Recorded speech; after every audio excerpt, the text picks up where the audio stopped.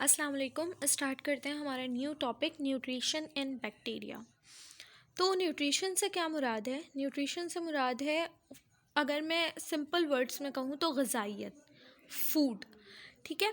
तो bacteria like other organisms need nutrients for their growth, reproduction and other vital activities।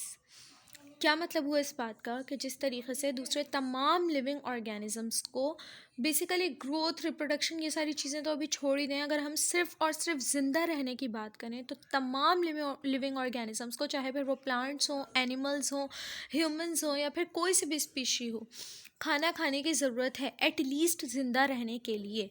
जिस तरीके से ज़िंदा रहने के लिए उन्हें खाना खाने की ज़रूरत है, बिल्कुल उसी तरीके से उन्हें अपने बाकी तमाम प्रोसेसेस के लिए, अपनी ग्रोथ के लिए, अपनी रिप्रोडक्शन के लिए, रेप्लिकेशन के लिए, न्यू जनरेशन्स के लिए, यहाँ तक कि अपनी बॉडी की बेसिक सी एक्टिविटीज़ के लिए भी उन्हें एनर्जी की ज़रूरत है। और एनर्जी ऑब्वियसली कैसे मिलती है? न्यूट्रिएंट से मिलती है।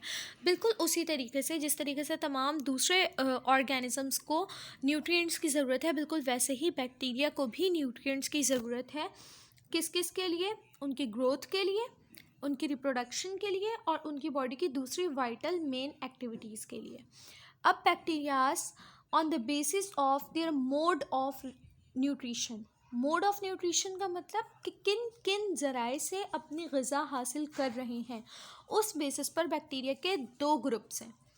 अच्छा, हम लोगों ने बैक्टीरिया की इससे पहले भी इसी चैप्टर में टाइप्स पढ़ी हैं, उनकी क्लासेस पढ़ी हैं, बट वो किस बेसिस पर थी? वो उनकी शेप के बेसिस पर थी। कुछ जो थे वो स्फेरिकल शेप थे, कुछ जो थे वो रॉड शेप थे, कुछ कॉमा शेप थे, कुछ स्पाइरल शेप थे।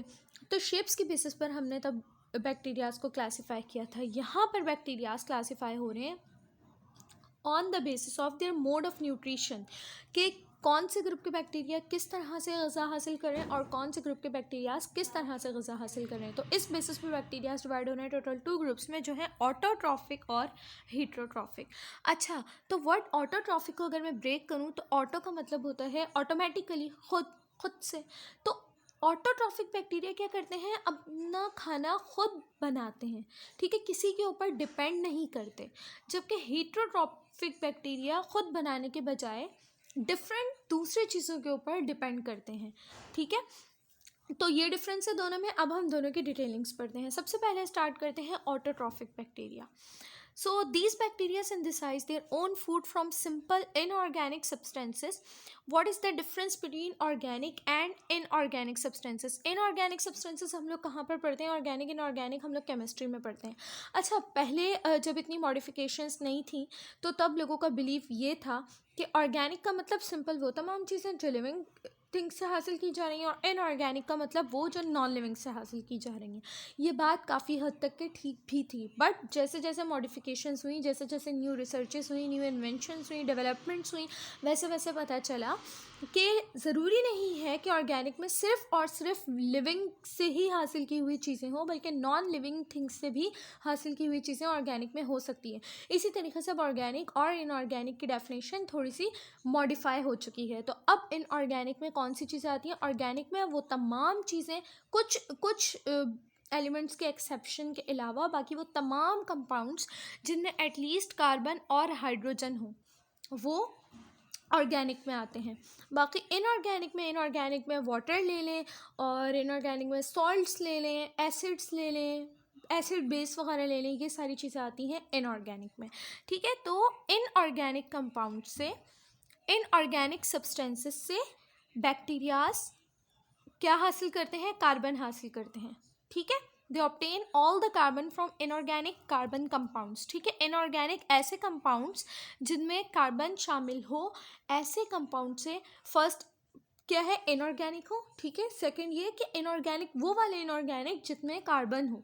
ठीक है, तो इनऑर्गेनिक कार्बन कंपाउंड से बैक्टीरियाज कार्बन हासिल करते हैं और फिर उसे यूटिलाइज करते हैं अपना फूड सिंथेसिस करने के लिए, अपना खाना बनाने के लिए। ठीक है, जैसे कि एग्जाम्पल दी हुई है यहाँ पर कार्बन डाइऑक्साइड। कार्बन डाइऑक्साइड क्या है? इनऑर्गेनिक कंपाउंड है। वो इससे ये कार्बन कंपाउंड भी है, इनऑर्गेनिक प्लस कार्बन कंपाउंड है, इसमें कार्बन है CO2। तो ये इससे कार्बन हासिल करते हैं और फिर उसी कार्बन को यूटिलाइज करते हैं for the synthesis of their food. ठीक है, इस तरीके से ऑटोट्रॉफिक बैक्टीरिया जो है वो अपना खाना खुद बनाते हैं। The autotrophic bacteria are further divided into 2 groups, namely photoautotrophic and chemo autotrophic.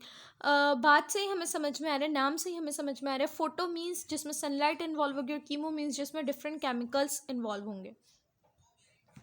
तो देखते हैं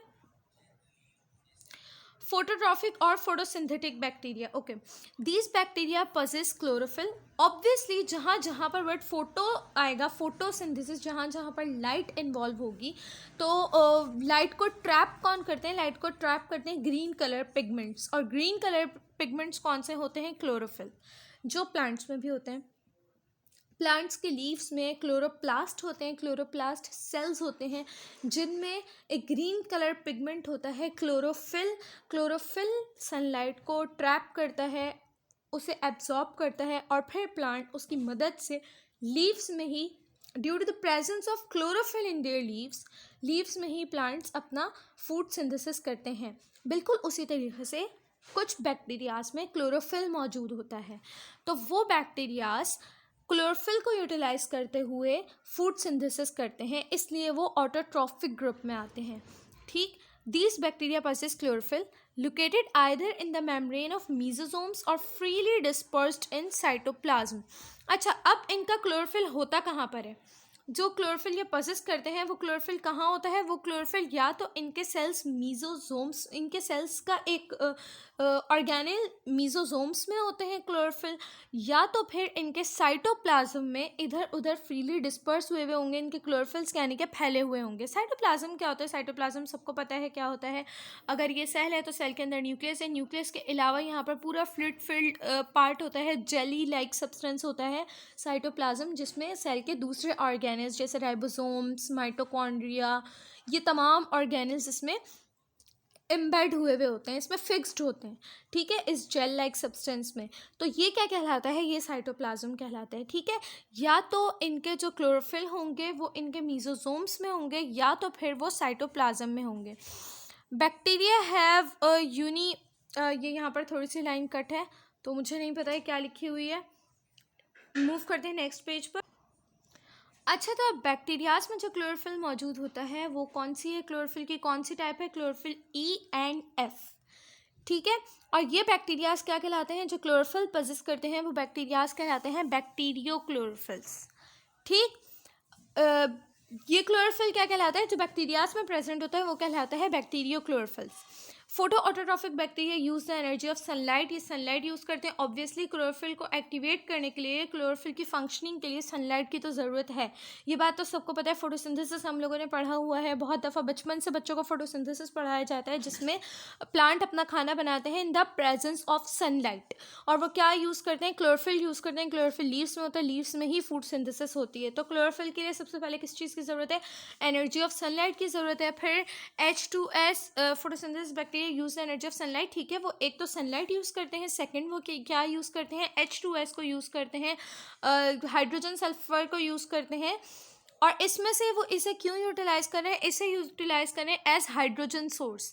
ठीक है, वो वाटर की जगह। अच्छा, अब सवाल जहन में ये आता है कि हाइड्रोजन सिर्फ H2S में ही तो नहीं है, हाइड्रोजन तो और भी डिफरेंट कंपाउंड्स में, और सिर्फ H2O में ही क्यों? H2O के अलावा भी बहुत सारे डिफरेंट कंपाउंड्स में हाइड्रोजन मौजूद है और बेसिक तो उन्हें H2O ही मिलेगा ना, वाटर तो बैक्टीरियाज को मिलेगा ही मिलेगा। तो वो उसे as a source of hydrogen क्यों नहीं यूज़ कर रहे? वो हाइड्रोजन वाटर से क्यों नहीं यूटिलाइज कर रहे? वो हाइड्रोजन के लिए H2S ही क्यों यूज़ कर रहे हैं? क्योंकि H2S में से H तो उन्हें मिल जाता है हाइड्रोजन, और उसके अलावा सल्फर भी रिलीज होता है। ठीक है, सल्फर भी लिबरेट होता है instead of O2 to make carbohydrate organic food from CO2। ठीक है, तो वो क्या करते हैं? अच्छा, अब वो कार्बन, हम लोगों ने पढ़ा कि वो कार्बन हासिल करते हैं। ठीक है, कार्बन यूटिलाइज करते हैं, वो हम लोगों ने इस टॉपिक के स्टार्ट में पढ़ा कि वो कार्बन यूज़ करते हैं। ठीक है, अपना खाना बनाने के लिए सबसे पहले उनकी चीज़ यही बताई गई थी कि वो कार्बन यूज़ करते हैं। ठीक है, अच्छा, अब वो कार्बन यूज़ करें और साथ में हम लोगों ने क्या पढ़ा कि हाइड्रोजन के लिए वो H2O के बजाय H2S यूज़ कर रहे हैं। क्यों?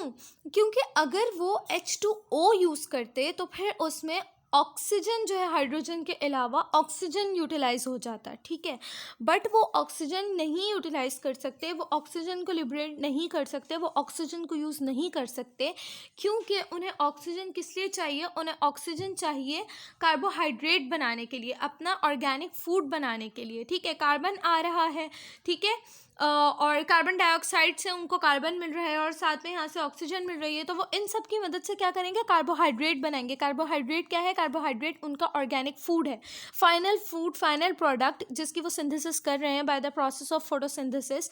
तो वो फाइनल प्रोडक्ट क्या है? कार्बोहाइड्रेट है। प्लांट्स भी क्या फॉर्म करते हैं? कार्बोहाइड्रेट फॉर्म करते हैं, अपना ऑर्गेनिक फूड फॉर्म करते हैं। बिल्कुल उसी तरीके से ये लोग भी कार्बोहाइड्रेट फॉर्म करेंगे, जिसके लिए इन्हें ऑक्सीजन की ज़रूरत होगी। तो वो लोग वाटर को as a source of hydrogen use करने के बजाय वाटर अगर वो यूटिलाइज़ कर लेंगे तो उसमें से हाइड्रोजन और ऑक्सीजन जो है वहाँ पर यूटिलाइज हो जाएंगे और फिर वो कार्बोहाइड्रेट कंप्लीट नहीं हो पाएगा। इसलिए वो लोग for the source of hydrogen water को यूज़ करने के बजाय H2S को यूज़ करते हैं। ठीक है, इस तरीके से उन्हें एक जगह से कार्बन मिलता है, एक जगह से ऑक्सीजन मिलता है और एक जगह से उन्हें हाइड्रोजन मिलता है।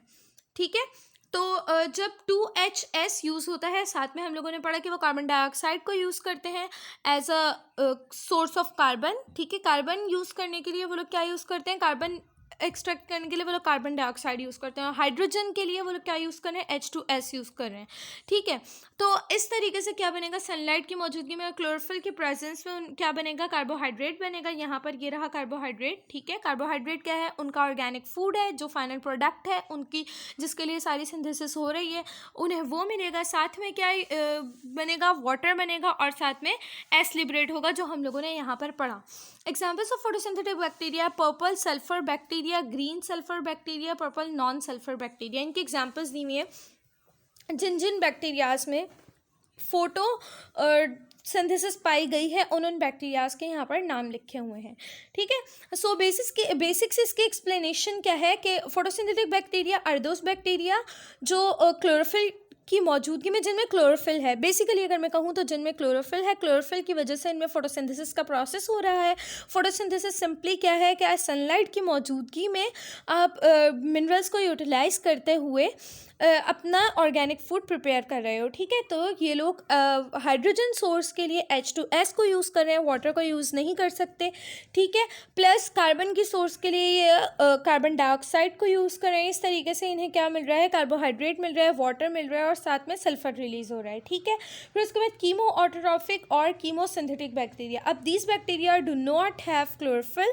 अब इन बैक्टीरियाज में देखिए, इनका नाम फोटो नहीं है, इनका नाम कीमो है। क्यों? क्योंकि फोटोसिंथेसिस वो होगी जिसमें सनलाइट की ज़रूरत होगी। ठीक है, फोटो मीन्स सनलाइट या सन एनर्जी। ठीक है, लाइट एनर्जी अगर मैं सिंपल वर्डिंग्स में कहूँ। अब लाइट एनर्जी की ज़रूरत कब है? लाइट एनर्जी की ज़रूरत क्लोरोफिल्स को है। अब इन बैक्टीरियाज में क्लोरोफिल ही नहीं है, इसलिए इन्हें लाइट की ज़रूरत ही नहीं है, इसलिए इनका नाम अब फोटोसिंथेटिक नहीं है। अब ये है कीमोसिंथेटिक। कीमोसिंथेटिक है तो सबसे पहली बात तो ये कि इनमें क्लोरोफिल नहीं होगा। These do not use sunlight, ये सनलाइट भी यूज़ नहीं करेंगे as a source of energy. They derive energy by oxidation of inorganic substances. Inorganic substance की ऑक्सीडेशन होगी। ऑक्सीडेशन का मतलब उनमें ऑक्सीजन की एडिशन होगी। ठीक है, जैसे फॉर एग्जांपल इनऑर्गेनिक सब्सटेंसेस की एग्जांपल भी दी हुई है यहाँ पर, जो इस प्रोसेस में यूटिलाइज होते हैं। वो सब्सटेंसेस कौन कौन से हैं? अगेन H2S, फिर NH3। NH3 means ammonia, NO2 means nitrogen dioxide, nitrate and iron compounds. ठीक है, ये तमाम इनऑर्गेनिक सब्सटेंसेस के एग्जाम्पल हैं। वो इन्हें यूज़ करते हैं as a source of energy. इन सब्सटेंसेस की ऑक्सीडेशन से, इन सब्सटेंसेस में ऑक्सीजन की एडिशन से ये एनर्जी ड्राइव करते हैं। ठीक है, एनर्जी जनरेट करते हैं, एनर्जी प्रोड्यूस करते हैं इन सब्सटेंसेस के ऑक्सीडेशन करवा कर।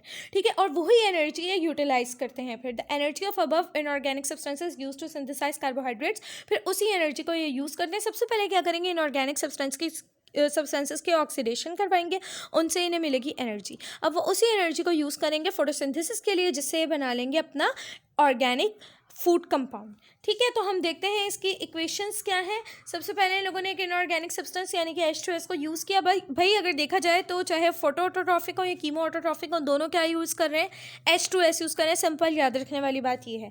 ठीक है, अब ये यहाँ पर लेकिन वहाँ पर किसी और पर्पज़ के लिए यूज़ कर रहे थे। वहाँ पर वो H2S को as a source of hydrogen use कर रहे थे, वहाँ से उसमें से हाइड्रोजन एक्सट्रैक्ट करके यूटिलाइज़ कर रहे थे। यहाँ पर ये as a source of energy use कर रहे हैं। ठीक है, अब H2S क्या एक इनऑर्गेनिक मॉलिक्यूल है। ये इनऑर्गेनिक मॉलिक्यूल की क्या करेंगे, ऑक्सीडेशन करवाएंगे, मतलब ये उसके अंदर एडिशन करवाएंगे ऑक्सीजन की। ठीक है, ऑक्सीजन ऐड हुआ तो ये क्या हो गया, ऑक्सीडाइज हो गया। ऑक्सीडाइज हो गया तो ये सल्फर यहाँ से ब्रेक होकर अलग हो गया, और साथ में यहाँ पर क्या बचा, हाइड्रोजन। हाइड्रोजन ये रहा और ये रहा ऑक्सीजन, इसने मिलकर क्या बना लिया, वाटर। ठीक है, यहाँ से सल्फर जब अलग हुआ तो ये बचा हाइड्रोजन, ये आया ऑक्सीजन, यहाँ पर बन गया वाटर, ये सल्फर इधर अलग हो गया, और साथ में इसकी ऑक्सीडेशन से इस कंपाउंड में ऑक्सीजन की एडिशन से यहाँ पर क्या रिलीज़ हुई, एनर्जी रिलीज़ हुई। ठीक है, इस तरीके से इन लोगों ने एनर्जी को जनरेट करवाया, क्योंकि सनलाइट एनर्जी यूटिलाइज नहीं कर सकते, इनमें क्लोरोफिल नहीं है।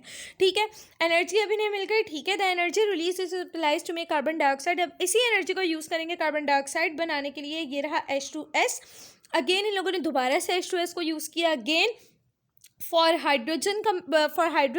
जैसे वहाँ पर ऊपर हाइड्रोजन के लिए इन लोगों ने H2S को यूज़ किया था, वहाँ पर एक दफ़ा यहाँ पर इसकी ऑक्सीडेशन के लिए यूज़ किया, जैसे एनर्जी रिलीज़ करवाया, और दूसरी दफ़ा अगेन हाइड्रोजन के लिए यूज़ किया। ठीक है, क्योंकि कार्बोहाइड्रेट में क्या होता है, हाइड्रोजन भी प्रेजेंट होता है। अब इन्हें हाइड्रोजन चाहिए तो इन लोगों ने अगेन H2S को यूज़ किया, प्लस बिल्कुल वही प्रोसेस है, H2S यूज़ किया, CO2 यूज़ किया, यहाँ पर भी H2S यूज़ किया, CO2 यूज़ किया। डिफरेंस ये है कि यहाँ पर सनलाइट चाहिए थी, यहाँ पर सनलाइट नहीं है। यहाँ पर वो एनर्जी है जो इन्हें यहाँ से मिली है, इसकी ऑक्सीडेशन से जो एनर्जी मिली है वो इस एनर्जी को यहाँ पर यूज़ करेंगे सनलाइट के बजाय। बाकी दोनों रिएक्टेंट्स वही हैं, H2S और CO2। ठीक है, और ये रही एनर्जी। फिर उसके बाद इन्हें वही मिलेगा यहाँ पर कार्बोहाइड्रेट यानी कि इनका फूड मॉलिक्यूल, और प्लस वाटर प्लस S, बाकी पूरा रिएक्शन वही है। डिफरेंस इज सिंपल दैट कि यहाँ पर सनलाइट है और यहाँ पर एनर्जी दूसरी है, जो एनर्जी इन लोगों ने ऑक्सीडेशन करवा कर हासिल की है। Simple. The examples of chemosynthetic bacteria, denitrifying bacteria, sulphur bacteria. अब इनका कॉन्सेप्ट क्लियर हो जाए तो इनके डिफरेंसेस अच्छे तरीके से आने चाहिए। इनको सिर्फ एज अ डेफिनेशन याद नहीं करना है, इनके डिफरेंसेस चीज़ों को हमेशा मैं कहती हूँ कि लिंक करके और डिफ्रेंशिएट करके याद करेंगे तो ही सारी चीज़ें क्लियर होंगी और पक्की भी होंगी, और इस तरीके से याद होंगी जो कभी नहीं भूली जा सकें। ठीक है, तो इंशाल्लाह आगे जो नेक्स्ट टाइप है, अभी हम लोगों ने कौन से किया, अभी हम लोगों ने ऑटोट्रॉफिक की। ऑटोट्रॉफिक में 2 इसके ग्रुप्स थे, सब ग्रुप्स थे, हम लोगों ने वो कर लिया। अब हम लोग इंशाल्लाह नेक्स्ट टॉपिक में करेंगे, नेक्स्ट लेक्चर में इसकी दूसरी टाइप, दूसरा ग्रुप जो है हीट्रोट्रॉफिक। अल्लाह हाफ़िज़।